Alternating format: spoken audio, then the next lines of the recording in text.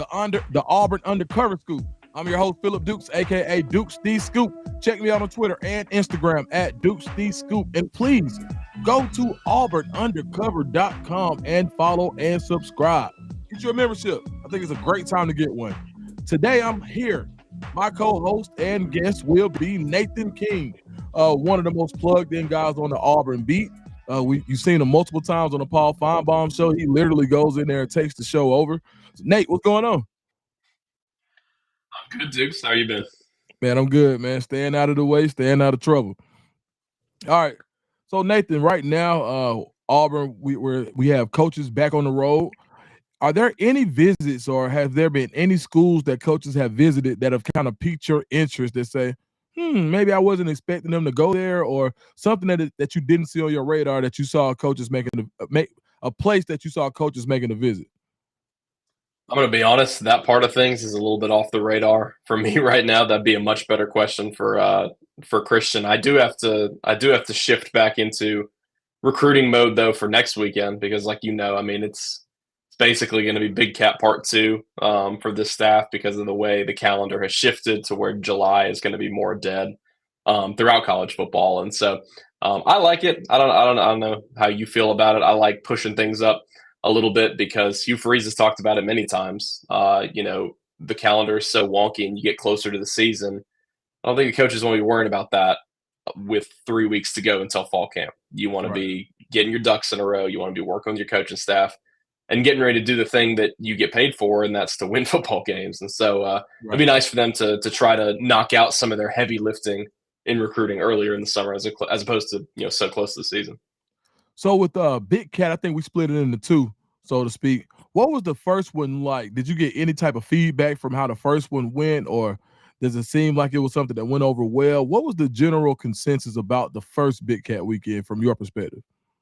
I think this 26 class did so much work last summer. There was that point, I think it was last year's Big Cat, where they ended up as the number one class in the country. Obviously, that was so early on. I think, starting to solidify and kind of crack down on those inroads that they had made with some elite prospects, you start to see that, wear off down the line, or pay off down the line. Guys like C.D. Morgan, who are going to be, committing this summer. Those are guys that Auburn had made connections with so early. I thought that first Big Cat was almost kind of a table setter for what we're going to see here later on this month. And obviously you hope, if you're Auburn, that parlays into some commitments here in the summertime. And so sort of this 26 class is really interesting, sort of working in stages. And now I think Hugh Freeze and his staff are prepared, and probably, I would expect them over the next couple months to try to hit some home runs. And right now they're continuing to track at a top 10 level in this class. And of course, that's what they're going to need to continue to try to improve on the field.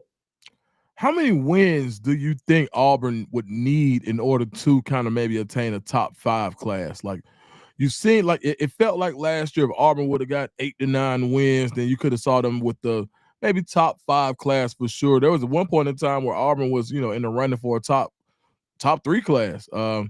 When you saw the results on the field, you saw people start to wane off. Nobody really wants a lot of those guys don't want to play for a team who doesn't have that upward trajectory when you look at what's going on currently. And I know that Auburn was the only team with the losing record in the top 10 of recruiting rankings. How many wins do you think Auburn needs in order for them to attain a top 5 class? Yeah, I think that stat you just brought up is so important for what they've done so far. The fact that they're the only team that is among these elite recruiters that hasn't necessarily shown it on the field yet this season. I think you're exactly right. I think last year, if you had pulled out a couple more of those wins, look, they had a great finish in recruiting. They did about as well as they could, but there were a couple, recruitments down the line. Would a guy like, it's just tough nowadays because, like, would a guy like Naeem Offord, would that have been something that had changed down the stretch, or was the fact that Oregon sounded like they ponied up with a massive NIL package, was that the deciding factor? And so, this year, regardless of your recruiting prospects and what you're looking to do in the recruiting trail, you've got to put it together this year. And I think that there's different sections of the operation working right now for them, Dukes. You've got a section of the fan base that I think is halfway there, feeling like they want to be stronger in their support, but needing to see more. You've got the recruiting stuff that's going so well, but the on the field stuff isn't super consistent. You've got the administration that I think is doing a really good job of backing Auburn right now, but you'd like to see some more wins on the field. So, 5 or 6 different points of the star here that kind of need to come together. Now, as you know, that you don't need to win 10, 11 games this fall. I mean, that doesn't need to happen for this team. And I don't even know if there's necessarily a number. Like, I don't even know, AD John Cohen, I don't think anyone in that building has a number on the top of their head like, oh, Hugh Freeze needs to do this in order to succeed this fall. I think it's more of a feeling, that some of this stuff is starting to come together and put them on the path to a championship. I know I'm not saying this fall they're going to compete for a championship. They could, but I'm not saying that's a necessity. You need to feel like you're on that path after this season. I would agree with people who said that year 1 was basically year 0 because of where the roster was. So last year maybe wasn't as big of a disaster as it seemed from the outside, but I still think there was a lot of ground to make up after going 5-7, especially the way they did, feeling like there were so many games within their grasp.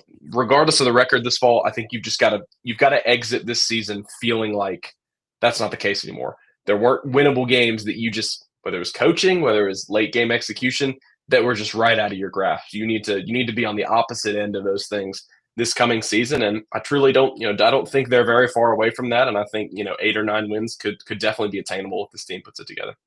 Yeah, for sure. I remember last year, and just to add on to your point, I remember last year being that, I believe it was the Arkansas game, a game that was very winnable, and you saw Auburn kind of just come up with costly turnovers. Have costly turnovers and give up some big third downs. And just talking to some of the recruits, they were just disappointed. And how many times have you seen recruits leave looking dejected, like, everything you got, and knowing that the home field advantage was there, the crowd, the atmosphere, everybody talks about the best thing that Auburn has to offer in recruiting is the atmosphere and the lore of Jordan Hare and all of this, but you don't win. And I think that I remember last year, there were guys who literally was like, I'm tired of losing. Like, I'm tired, like, as if they were part of Auburn's culture already. Some of those guys signed, some of them didn't. But I think that when you're competing against the big boys, you've got to find a way to give these guys something to look forward to and show them what it looks like to win a top 25 game at home. How does it look? How much different does Auburn look beating, I don't know, Georgia at home, or one of these Oklahoma, like if you come up with the Oklahoma win, some of those games is like, dang, can you at least show the recruits what it looks like to be a winner in a big time game on a Saturday?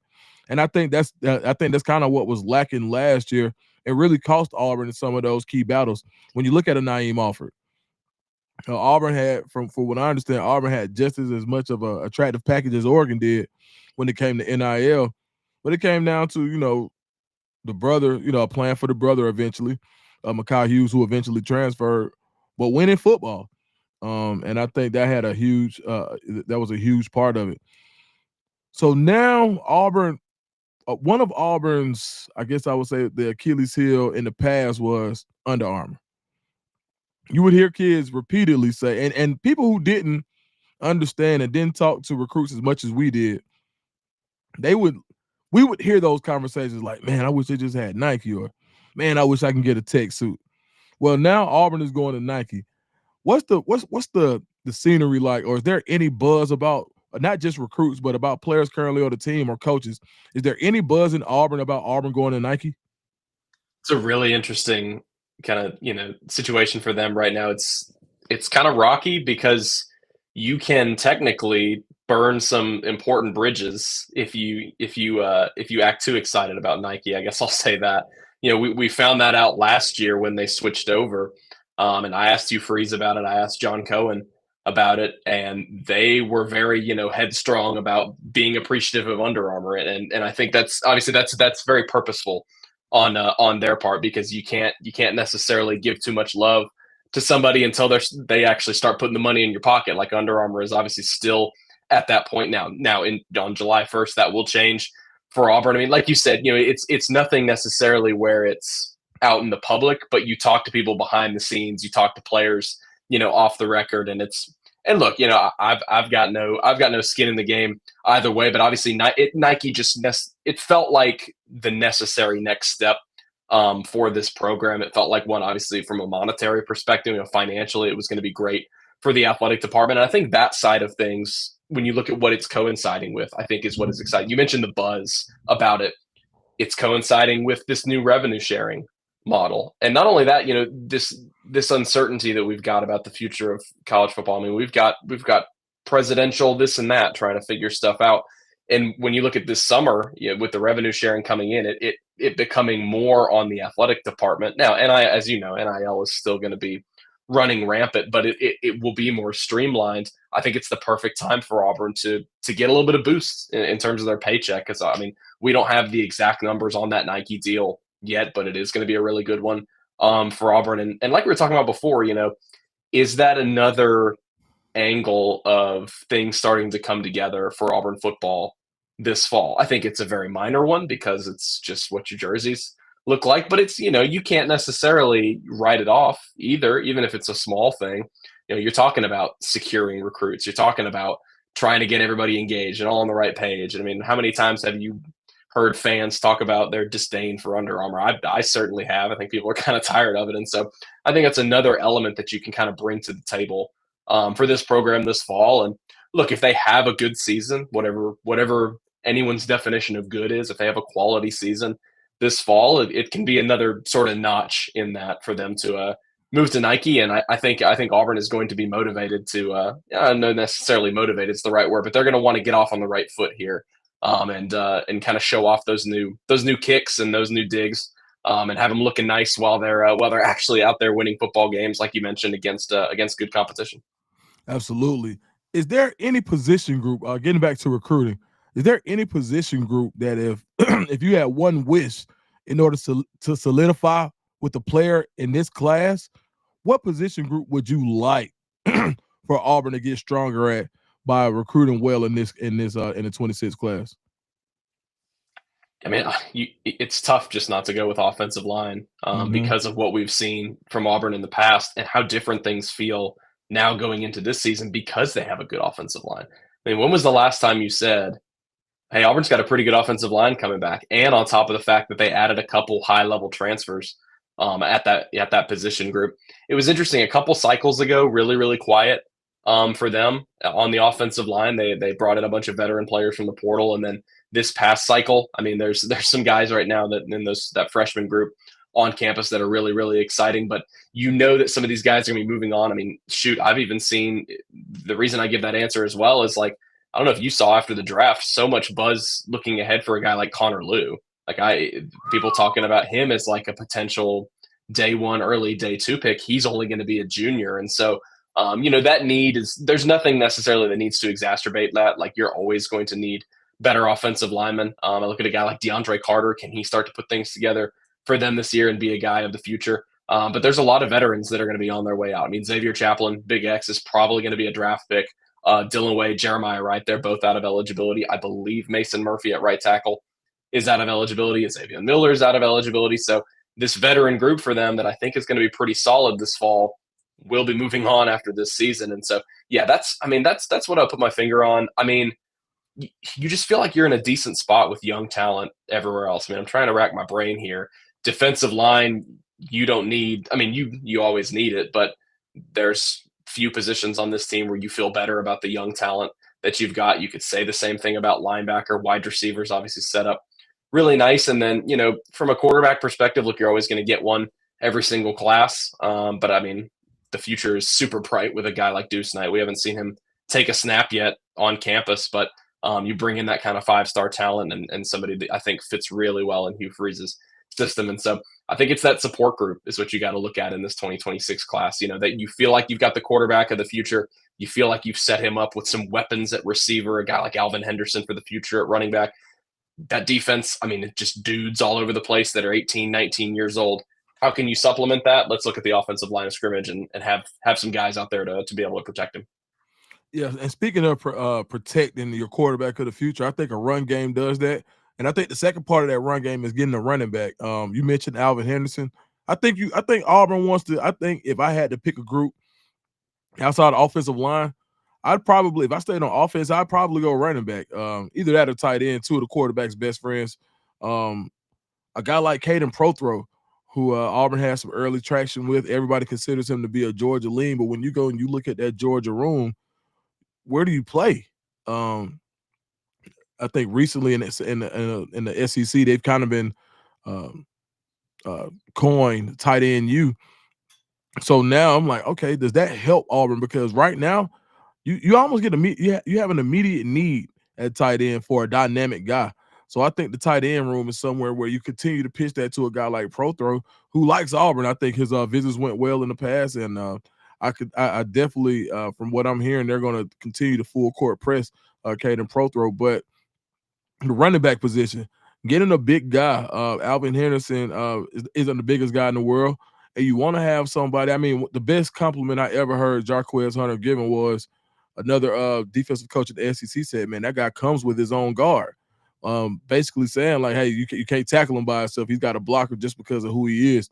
Having a guy with that type of size behind him, that the ability to run with that pad level, to have that leverage when he runs, I think that's going to be important in that class. You got guys like EJ Crowell, Derek Cooper. There was some early steam there. And there are guys that are continuing to emerge who I think will be able to help Auburn with filling that spot as getting that bigger body back. All right, Nate, I want to ask you, when you think about Auburn as a whole and where they are, when you think about a 2-year plan, right now we're year 2 going into year 3. We saw the dark days of the Harsin era. We were there. We watched how tough it was. We watched Junior Day that had 11 people there. I mean, we were literally there. When you think about the trajectory of the program and recruiting, how much hope do you have for the future? And how much of that hope is based on wins and losses? Or is it just the approach that Auburn is taking, knowing that when you continue to get Jimmys and Joes, the X's and O's will catch up and you're going to be successful? Yeah, I mean, it's really interesting. We put out a couple weeks ago now, we put out like a fan survey people could vote on. And that was one of the questions. What is the trajectory? What is your satisfaction level with the trajectory of the program, 1 through 5, 5 being the best? The leading vote was 4. I mean, people are excited about where this team is going, and I think it all goes back to what you just talked about. Continuing to recruit at a top 10 level is going to have you feeling excited about the future because you're bringing in those guys for the future. I think this season is so important for them to start to show proof of concept on the field. Because I think, as we talked about earlier, there were some frightening signs last year, some games with some very questionable decision making. Both from, you can put that blame on Hugh Freeze, you can put blame on Peyton Thorne for throwing a late, pick six. You can do all that kind of stuff. You can put the blame on the defense for giving up a 94-yard drive against Missouri with a guy who'd just gone to the hospital across the street about 20 minutes prior. And so there was just a lot that was going on for them last season that it feels like they couldn't necessarily catch a break. But like you mentioned, this season's going to be kind of a question of, okay, can the talent start to catch up? And are you just too good to lose those games now? Or does Auburn have a hindrance? Do they have, are they kind of shackled in that sense? I think I'm kind of beating around the bush here. Hugh Freeze needs to go out and show that he can coach these guys around. I think he needs to go out and show that he can be a little bit more dynamic of a head coach in terms of in-game situations. And I think they're set up to do that this season better than they ever have been. I think DJ Durkin has them in a really, really good spot on defense. There's a lot of trust there with what they have. And then Jackson Arnold at quarterback, he's got way more tools.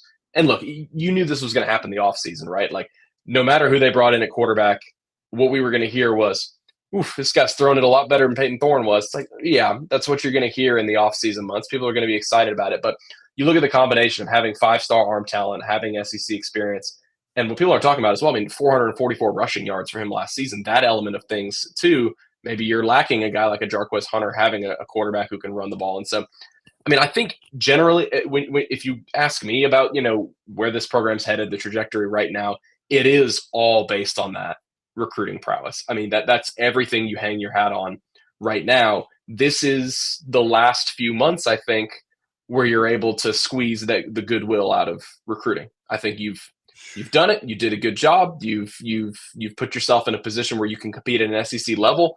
Come August, 29th against Baylor, that's it. I don't think that excuse necessarily exists anymore. You're in year 3. The shades of the Harsin era, they're gone. The shades of the previous roster, mostly gone. Not entirely, but mostly gone. You've mostly been able to turn over to your guys. And so, look, I think for better or for worse, and I think it's better for Auburn this year, those excuses have kind of fallen off. Like, you really can't point at any one person other than yourself after this season. And so if Auburn comes away this season with 7 or 8 wins in the regular season, you have an opportunity to win 8 or 9 games with a bowl game, I think that's going to be a really, really good sign, because I think that's going to mean, hey, you're finally out of your own way.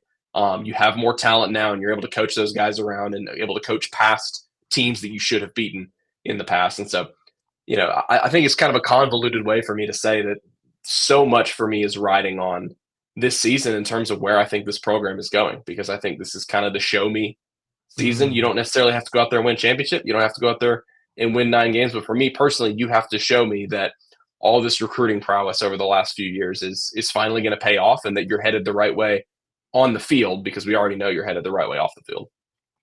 Man, I think that's a great point. I want to ask you, so the consensus number 1 linebacker in the country is Tyler Atkinson of Grayson. Got great relationships at Grayson. One of your staffers, Kenyatta Watson, who's an ace recruiter, has a son at Grayson. I mean, there's just a lot of synergy there. Who would you use as a peer recruiter from last year's team that played a lot as a freshman to recruit Tyler Atkinson? So someone last year who played a ton as a true freshman. You got multiple guys: Cam Coleman, Caleb Harris, Jay Crawford, DeMarcus Riddick. If you were to pick a guy to say, you know what, this is how you can come in and help us on day 1 to a guy like Tyler Atkinson, who do you send out there? It's a great question. I'm going to go with a guy that I think it's really underrated. He's the leading returning tackler on this team, and he came up kind of out of nowhere for a lot of people last year. But when you talk to guys like Charles Kelly last offseason, it was not out of nowhere. Caleb Harris is, I think, has one of the highest ceilings on this team, despite being a guy. Look, I don't know off the top of my head where he fell in that 24 class. It wasn't super high in terms of like Auburn's guys. He was not among the Cam Colemans of the world, the Amaris Williams of the world. But as knowing the kind of player that Caleb Harris is, and just kind of the worker that he is, came in the spring, made himself really, really coachable. That was a guy that Charles Kelly was like, he told us, just a couple weeks into the spring, we're talking like mid-March. He's like, this guy's going to get on the field. And it's like, wow, it's a bold thing to say when you've got, Champ Anthony playing nickel and Sylvester Smith at safety and Jaron Thompson at safety, all these moving pieces for a true freshman like that. And a guy who's not an Anquan Fagans, right? Like he doesn't have this super, super high billing. But then you look back, I mean, there's something to be said for a 4-year starter at Thompson, which right. Caleb Harris was. And so, I mean, Caleb Harris has done so many things to impress me. Like you mentioned, you can go down the line with this freshman class, or excuse me, the sophomore class now at Auburn, of guys who could be an example for this team moving forward. But man, just the way that Caleb Harris came in, went to work, and by week 5, week 6, he was already in that starting safety spot. And I remember when they played at Georgia, it was like, this kid's he's ready for SEC ball. Like, is he the best player in the league? Is he the best player, on that defense yet? Not necessarily, but in the right position. He's a guy that DJ Durkin really, really trusts. And so, yeah, you're mentioning a guy like Tyler Atkinson or any other high level, prospect in that 2026 class. You've got the Caleb Harrises of the world who kind of put their nose to the grindstone, and just have been phenomenal workers. And not that a guy like Cam Coleman isn't, but I think you kind of got the flip side if you were to have a guy like Cam Coleman as a mentor as well. Cam Coleman is just having fun out there. I mean, that's just a guy who's kind of letting his talent shine. And again, I'm not saying he doesn't work hard like Caleb Harris does. I'm not necessarily making that argument, but there's a lot of different types of personalities, I think, on this team. And I think, I think they're excited about kind of what that amalgamation is going to look like this fall. And like you said something that stuck with me earlier, Dukes. I remember a conversation with Malik Blockton this spring. Like, those guys came in and had a 5-7 season, and none of those freshmen were used to that. I mean, they were all star-studded freshmen who'd won a ton of games at the high school level. And he said it was kind of a mantra for that group of rising sophomores. Like, we don't want to do that again. We don't want to go out there and lose games like that again. And so, really interesting to kind of pick around and look at the personalities on this team and kind of what their motivations are. A guy like Jackson Arnold, who's got a chip on his shoulder, got benched at an SEC program last year, and now is really excited to be at his fresh start. And a guy like Eric Singleton wasn't a guy who ended up with this program previously. The previous staff wasn't high on him enough, and he ends up at Georgia Tech. Now he's back in that building, and so interesting blend of motivation on this team that you've got going into 2025. When you think about, I want to go here first. When you think about last year when Auburn had all of these freshmen that played, after the spring, if you were to predict 3 guys who are going to get some run this year in the fall, what 3 true freshmen do you expect to play this year? Start with Anquan Fagans. Probably a starter in that secondary. Jason and Christian have been saying for months they think he's going to lead Auburn in interceptions as a true freshman. Like Christian's taken that one to the bank, and so look, they've seen him play for a long time. There was a practice. It was the Thursday before A-Day. He forced 3 turnovers in one practice session over the course of like an hour. Pulled down 2 of them himself, and then tipped a pass over the middle. I think Tyler Scott intercepted it. I just don't know how you keep his blend of athleticism and ball hawking. I don't know how you keep that off the field when you look at a guy who's – and look, there's some openings there in the secondary. I'm not saying necessarily like a spot that's wide open, but it's interesting there when you look at nickel and safety. There's kind of an odd man out situation. I think Anquan Fagans can fill that. Jordan Crawford at nose tackle is the guy that, look, they're bringing in some help in the portal, and I think they've put themselves in a really, really good position where at the beginning of the season you could look at a guy like a Jay Hardy or a guy like a Bobby Travis and say, you're the starting nose, you're the guy who's going to be who's more experienced. But I just wonder before too long if Jordan Crawford, as soon as he puts even just a little bit of it together, he was kind of that guy that was the diamond in the rough for them in this last class. Obviously a highly rated recruit, but a guy that everyone he's been around, from recruiting people to people in that building, have seen him play. It's like he's nowhere even, he's just now scratching the surface of what he could accomplish as a player. So, and then the third guy, I was going to go Sam Turner just because I think he can be that 5th or 6th wide receiver, but it is hard to play that many guys at receiver. I think a guy like Malik Autry, kind of sticking on that defensive line, he's absolutely massive. It's just what struck me in spring practice. If you told me this guy was 6'6", 340, I'd be like, all right, sure, I believe it. Now he's not, but he just looks absolutely massive out there on the field. Another example, just like a guy like Jordan Crawford, can he start to put just a few of those tools together? And as you know, Dukes, this D-line room for Auburn, it's good. It's not. It doesn't have star power.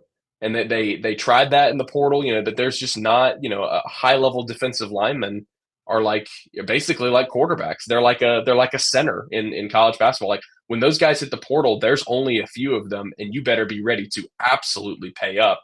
And so I think Auburn was much more comfortable paying different positions, loading up there with depth on the defensive line. And so I'd go with those 3 guys. I think Fagans and Crawford absolutely are my far and away. I would put money on them right now that they're going to be impact players. And I just think Malik Autry, too big, too athletic, and at a position where they might need some help this fall. Yeah, and I just wanted to tag on to that.